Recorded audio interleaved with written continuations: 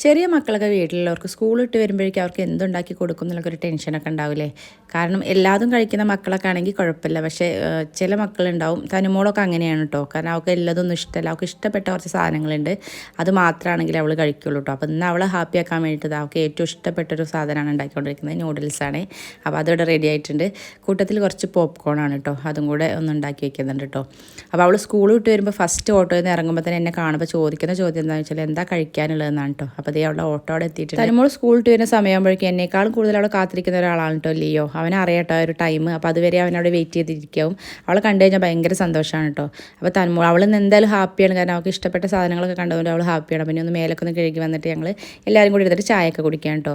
അപ്പോൾ തനുമോളെ പറഞ്ഞിട്ടും കാര്യമില്ല, എൻ്റെ ചെറുപ്പത്തിൽ ഞാൻ ഇങ്ങനെയൊക്കെ തന്നെയായിരുന്നു കേട്ടോ. സ്കൂൾ വിട്ട് വരുന്ന സമയത്ത് അമ്മ എന്തായിരിക്കും ഉണ്ടാക്കി വെച്ചിട്ടില്ല എന്നൊക്കെ ഒരു ചിന്തയിലായിരിക്കും വീട്ടിലേക്ക് വരുന്നത്. അപ്പോൾ ഒന്നുമില്ല എന്നൊക്കെ പറയുമ്പോൾ ഭയങ്കര സങ്കടമൊക്കെ ആയിരിക്കും കേട്ടോ.